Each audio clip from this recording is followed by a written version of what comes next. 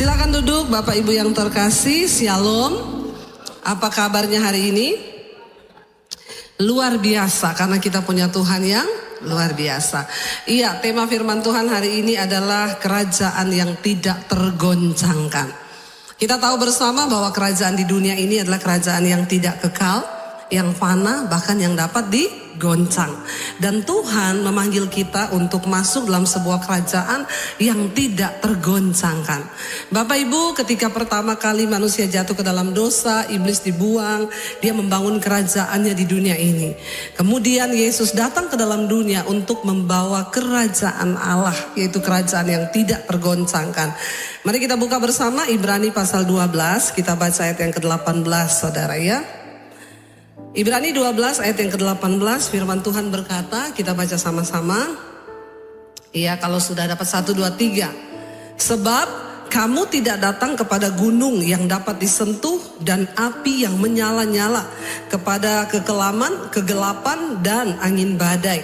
19, kepada bunyi sangkakala dan bunyi suara yang membuat orang yang mendengarnya memohon supaya jangan lagi berbicara kepada mereka. 20, sebab mereka tidak tahan mendengar perintah ini. Bahkan jika binatang pun yang menyentuh gunung, ia harus dilempari dengan batu. 21, dan sangat mengerikan pemandangan itu sehingga Musa berkata, aku sangat ketakutan dan sangat gemetar. Saudara, kita baca sampai di situ dulu. Firman ini berkata, kita ini sekarang tidak lagi datang kepada gunung yang dapat disentuh, dan kita nggak datang kepada api yang menyala. Kita juga tidak datang ke dalam kekelaman, kegelapan dan angin badai. Apa maksudnya ini? Bapak Ibu, ketika di perjanjian lama, dulu bangsa Israel mencari Allah, Tuhan itu tidak berwujud. Dia menyatakan dirinya dalam bentuk api, dalam bentuk badai, angin, ya, dia tidak terlihat dan tidak bisa disentuh. Dan ketika itu bangsa Israel pun tidak berani untuk mendekat dengan Tuhan. Ketika Musa naik di atas gunung, Tuhan berkata kepada Musa, jangan ada seorang pun yang ikut dengan engkau, sebab dia pasti akan mati. Tidak ada seorang pun yang bisa mendekat kepada Tuhan. Ya, pada zaman perjanjian lama, hanya orang-orang yang dipilih Tuhan yang boleh mendekat dan berjumpa dengan Allah. Tuhan berkata, jangan sampai ada satu orang pun dari umat Israel yang ikut dengan engkau naik ke atas gunung ini, maka dia pasti akan mati, karena betapa kudusnya Tuhan. Saudara, Tuhan tidak menampakkan diri dalam rupa. Kenapa? Karena Tuhan berkata, kalau aku menampakkan diri dalam bentuk rupa, nanti bangsa ini akan membuat patung yang serupa dengan aku, lalu mereka akan menyembah aku. Karena memang dari dulu manusia itu butuh figur yang bisa dia lihat. Jadi kalau Tuhan hanya dalam bentuk angin, api, bangsa Israel itu nggak suka gitu ya. Sampai akhirnya ketika Musa menghadap Tuhan di atas gunung, waktu Musa turun, apa yang terjadi? Mereka sudah membuat patung untuk disembah. Dikumpulin anting-anting emas semuanya, orang-orang yang punya kalung kumpul, mereka lelehkan itu dan jadilah patung, lalu mereka sembah. Tuhan murka pada waktu itu. Dan dikatakan di sini, sekarang kita tidak lagi datang kepada api, kepada angin, kepada badai, kepada gunung. Tetapi apa? Coba kita lihat ayat 21, ayat 22. Baca bersama 1, 2, 3. Tetapi kamu sudah datang ke Bukit Sion, kota Allah yang hidup, Yerusalem surgawi, dan kepada beribu-ribu malaikat, suatu kumpulan yang meriah. Dan kepada jemaat anak-anak sulung yang namanya terdaftar di surga, dan kepada Allah yang menghakimi semua orang, dan kepada roh-roh orang-orang benar yang telah menjadi sempurna. 24, dan kepada Yesus pengantara perjanjian baru, dan kepada darah pemercikan yang berbicara lebih kuat daripada darah Habel. Sekarang ini kita datang kepada siapa? Yesus. Jadi Bapak Ibu, ketika Tuhan berusaha mendamaikan dirinya dengan manusia, tapi tetap nggak bisa. Dan Tuhan itu tahu manusia itu butuh figur. Lalu dia turun ke dalam dunia, Allah yang adalah firman, ya, dia menyatakan diri dalam rupa manusia, yaitu dalam Yesus Tuhan. Makanya dikatakan di sana kita datang kepada Yesus. Dia adalah apa? Pengantara perjanjian baru. Jadi kita tidak lagi seperti orang di perjanjian lama yang tidak mengenal siapa Tuhannya, yang tidak mengenal siapa Allahnya. Makanya Yesus adalah benar-benar juru selamat. Dia adalah Tuhan itu sendiri. Jadi jangan ada yang berkata dia bukan Tuhan. Dan nama Yesus itu adalah nama di atas segala nama. Saya beberapa waktu lalu ke Semarang ketemu dengan seorang jemaat Mezbah Doa waktu saya lagi lihat sekolah. Lalu suami istri datang ke sekolah. Lalu mereka bilang, Bu, kami jemaat Mezbah Doa, Bu, saya itu mau bersaksi. Gimana? Jadi suaminya bilang, saya ini guru dari sebuah kepercayaan. Saya suhu, Bu. Saya ini bisa panggil arwah, saya bisa panggil roh-roh. Ya, saya bahkan bisa ketemu dewa-dewa kepercayaan saya. Istri saya dulu Kristen, sejak menikah dengan saya dia ikut agama saya. Terus Bu, tiba-tiba istri saya ini mengalami dan diserang oleh roh, nggak tahu itu apa, tapi istrinya ini ketakutan. Tiap hari dia ketakutan.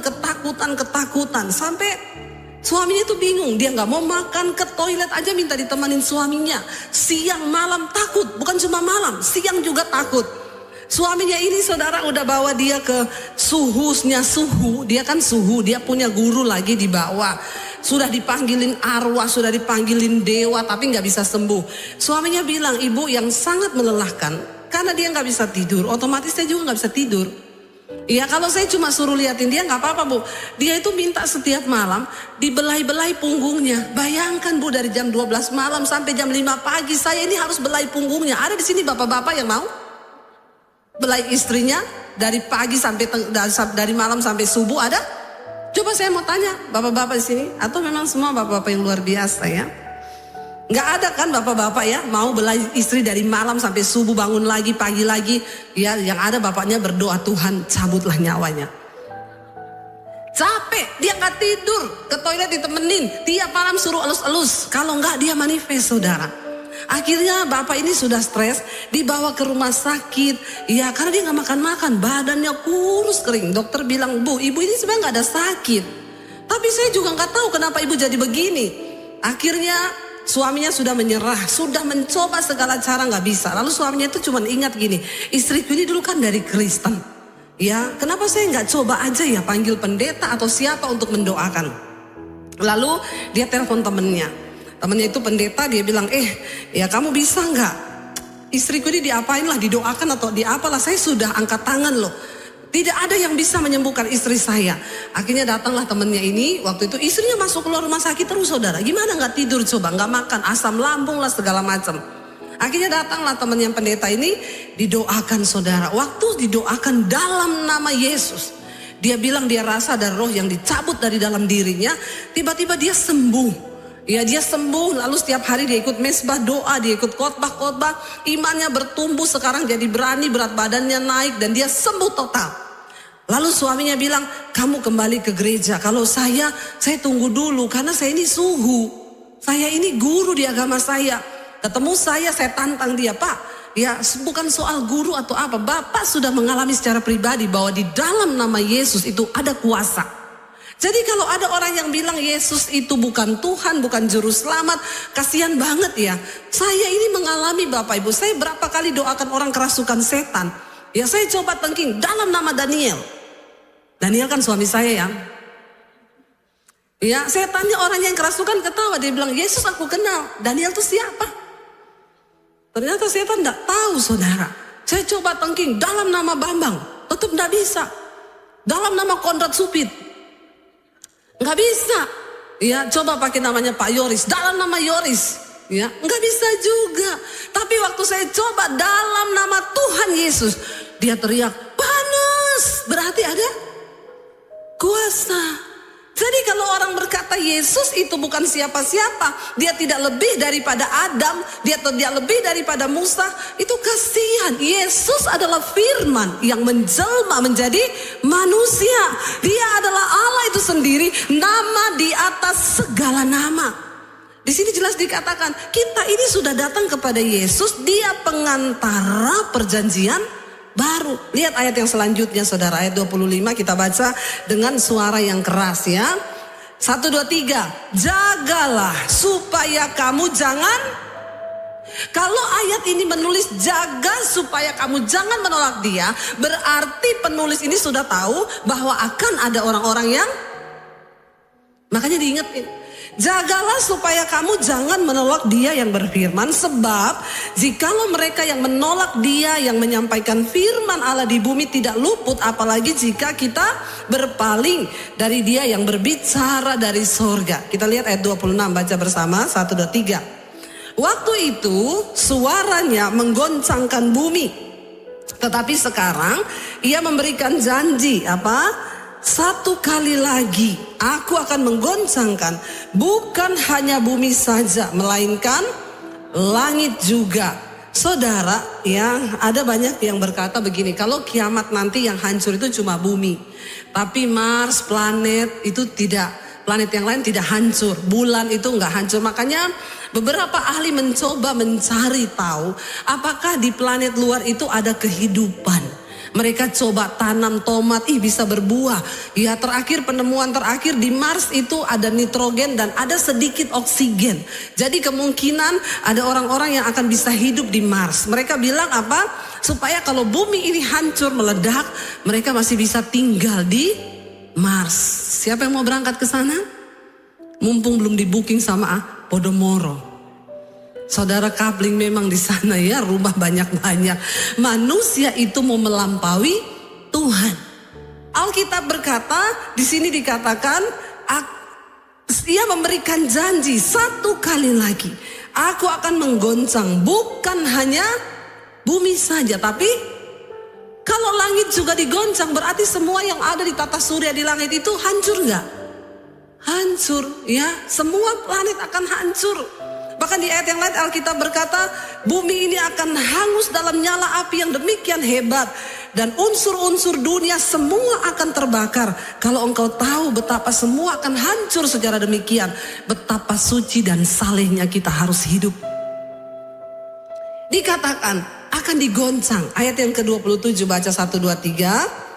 Ungkapan 1 kali lagi merujuk kepada perubahan pada apa yang dapat digoncangkan. Karena ia dijadikan supaya tinggal tetap apa yang tidak tergoncangkan. 28. Jadi karena kita menerima kerajaan yang tidak tergoncangkan, marilah kita mengucap syukur dan beribadah kepada Allah menurut cara yang berkenan kepadanya dengan hormat dan takut. Saudara, perhatikan. Dikatakan di sana ayat yang ke-27 tadi. Ungkapan 1 kali lagi, pakai tanda kutip di depan dan di belakang. Ungkapan 1 kali lagi merujuk kepada perubahan pada apa yang dapat digoncangkan. Karena 1 kali lagi tadi itu dijadikan supaya tinggal tetap apa yang tidak tergoncangkan. Jadi saudara, kalau saya mencoba memahami kata-kata ini, ya, ketika engkau itu masih tergoncang imanmu dalam hal uang misalnya, ya, maka akan ada 1 kali lagi Tuhan akan menggoncang keuanganmu sampai engkau itu lulus dan imanmu itu tidak lagi tergoncang dalam soal keuangan. Bilang amin. Jadi 1 kali lagi di sini bukan berarti hanya 1 kali. Ini bisa jadi ribuan kali kalau kita ini tidak bertobat dan kita nggak peka terhadap maksud Tuhan. Kenapa? Karena 1 kali ini tadi dia dijadikan supaya tinggal tetap apa yang tidak tergoncang. Kalau kita ini masih tergoncang dalam hal karakter, contoh ya, kalau semua baik, orang tua saya baik, keluarga saya baik, ya suami saya sama saya baik, maka saya akan damai sejahtera, sukacita. Tapi kalau suami saya tidak baik, keluarga saya tidak baik, saya juga tidak damai. Itu artinya karaktermu itu masih bisa tergoncang. Ingat, kita menerima kerajaan yang tidak tergoncang artinya apa? Hanya orang-orang yang tidak tergoncang imannya, yang tidak tergoncang karakternya, mereka juga yang bisa masuk dalam sebuah kerajaan yang tidak tergoncang. Jadi kenapa Tuhan bilang akan ada ungkapan satu kali lagi Tuhan akan menggoncang? Ya makanya ada orang, Bu, saya ini berkali-kali digoncang terus masalah bisnis. Berarti engkau belum tidak tergoncang. Saya kasih contoh, ada orang yang datang, Bu, suami saya itu loh, dulu waktu kami miskin, Bu, imannya teguh sama Tuhan, doa tiap hari, melayani Tuhan. Tapi Bu, ketika kami sekarang diberkati, suami saya itu tidak pernah doa, sekarang tidak melayani Tuhan, bahkan sekarang selingkuh. Saya bilang kalau gitu doa lagi biar miskin lagi, amin. Benar gak Bapak Ibu? Untuk apa engkau kaya kalau engkau jauh dari Tuhan? Berarti suaminya ini masih tergoncang. Kalau nggak ada duit, imannya kuat. Tapi begitu ada duit, tergoncang imannya. Ada loh orang-orang itu memang yang belum siap diberkati. Amin. Saya berdoa saudara semua lulus loh dalam goncangan demi goncangan. Saya nggak tahu apa yang sedang Tuhan goncang hari-hari ini di hidupmu. Ya, kalau engkau masih tersinggung dengan orang, itu berarti karaktermu itu masih bisa digoncang. Nah Tuhan itu mencari orang-orang yang akan tinggal dalam kerajaan yang tidak tergoncang. Ini orang-orang juga yang tidak tergoncang. Waktu engkau difitnah, engkau tetap sukacita. Waktu engkau mengalami masalah, engkau tetap sukacita. Ada uang, engkau memuji Tuhan. Enggak ada uang, engkau memuji Tuhan. Itu namanya engkau sudah tidak tergoncang. Sebab perkara miskin atau kaya itu sebenarnya bukan perkara yang menentukan orang masuk surga. Tapi apakah engkau tidak tergoncang? Karena ada banyak orang waktu terima duit banyak, tergoncang loh dia. Ya, dulu rajin ke gereja, itu kayak tadi saya bilang. Ada yang waktu kaya dicinta Tuhan, tapi ketika dia miskin, wah itu imannya tergoncang, marah, dia sangkal Yesus, saudara. Nah Tuhan mengizinkan semua goncangan demi goncangan terjadi karena dia ingin kita ini punya iman, punya karakter yang tidak tergoncang. Saya kasih contoh, bagi saya dulu waktu kita masih belum, ya masih hidup dalam penderitaan lah ya. Sebenarnya semua orang itu harus menderita loh, karena menderita itu baik.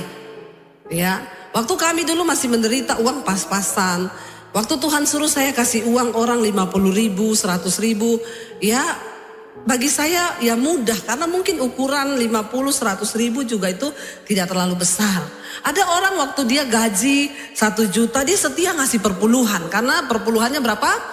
100.000. Dikasih gaji 2 juta setia juga, karena cuma 200.000. Tapi ketika engkau punya gaji 100 juta, berarti engkau harus mengembalikan berapa perpuluhan?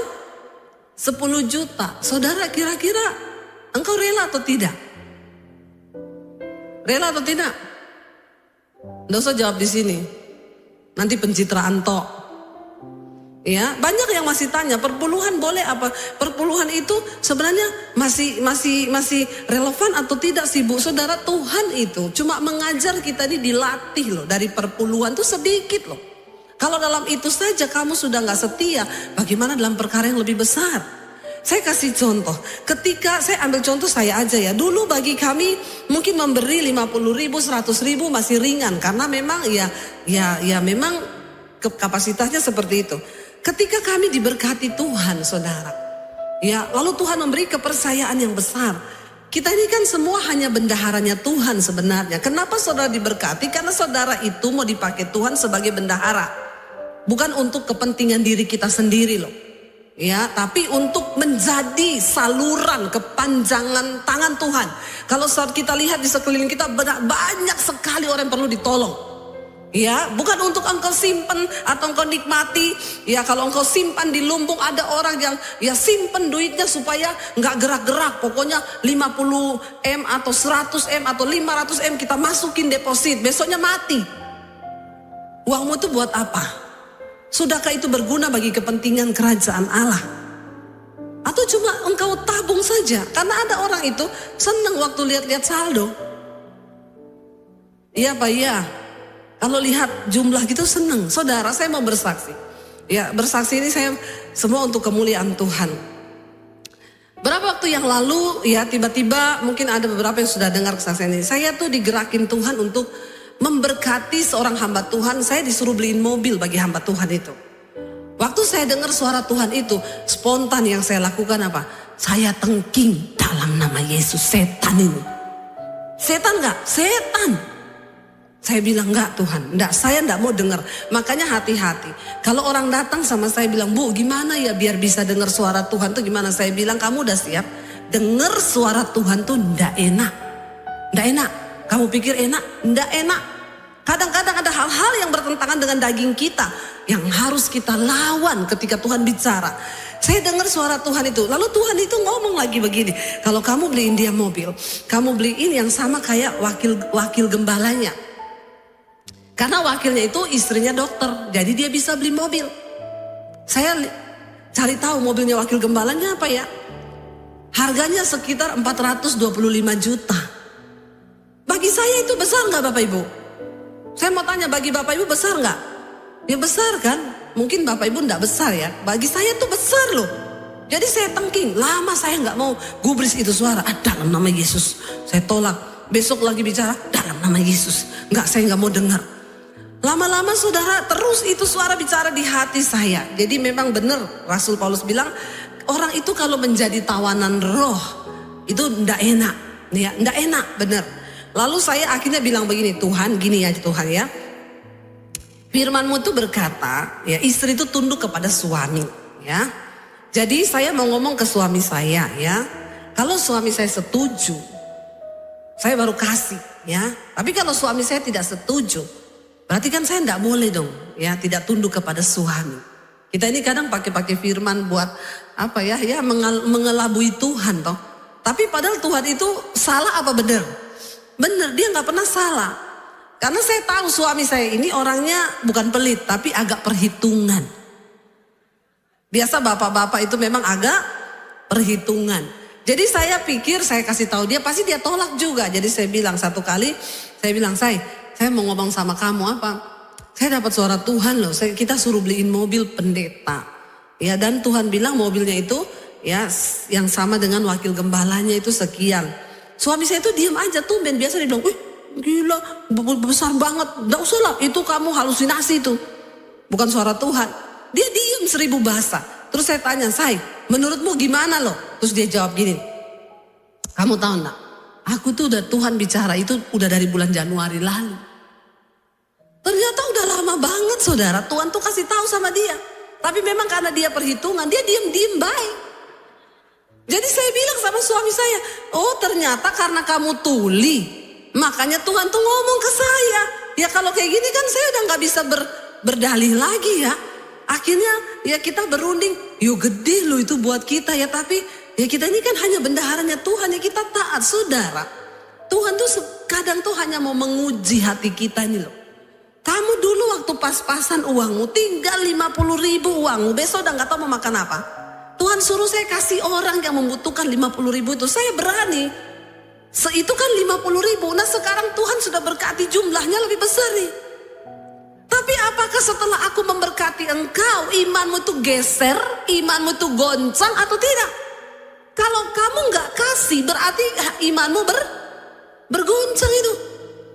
Lalu saya sama suami kita sepakat, ya udah ya, berarti kita rela ya keluar segitu ya, rela. Ya udah, ini kan punya Tuhan. Saya itu Tuhan kasih gambaran gini, coba kalau kamu punya pegawai bendahara, terus kamu bilang sama dia, besok siapin uang sekian ya, saya mau bayar tagihan. Terus dia bilang, nggak mau Pak, gede banget uang segitu buat apa? Saudara marah nggak kalau saudara punya bendahara disuruh keluar duit, dia nggak mau keluarin duit? Saudara marah?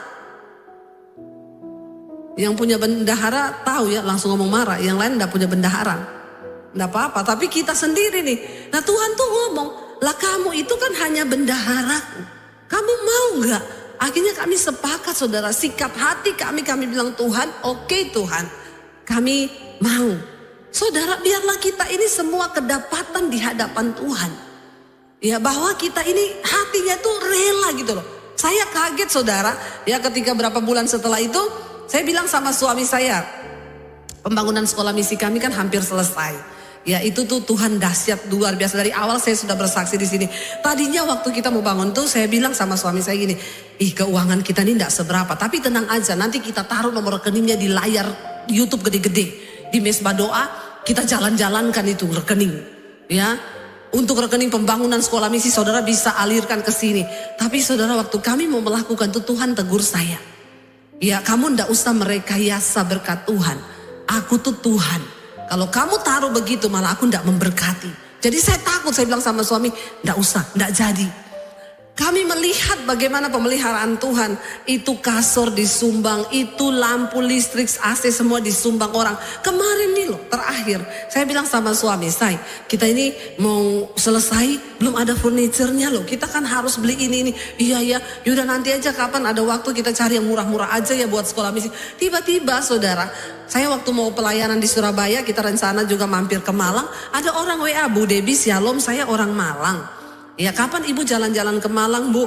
Kami punya pabrik furniture di Malang. Saya tergerak, Bu, untuk menyumbang semua furniture yang dibutuhkan untuk sekolah misi.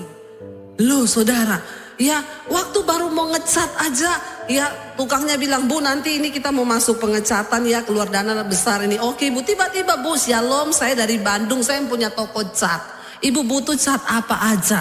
Loh, saya kaget. Berapa bulan lalu saudara, saya itu bilang sama suami, saya udah mau selesai. Nanti untuk sekolah misi kita butuh mobil lagi. Kita cari yang second aja, yang bekas untuk sekolah misi. Tiba-tiba Pak Konrad ngomong, Bu, kita kan tiap bulan ngasih buat gereja sudah selesai ya. Yang bulan Agustus ini nanti saya kasih buat ibu di sekolah misi. Loh saudara, Tuhan itu ya, loh kita tuh gak pernah ngerti loh cara kerja Tuhan.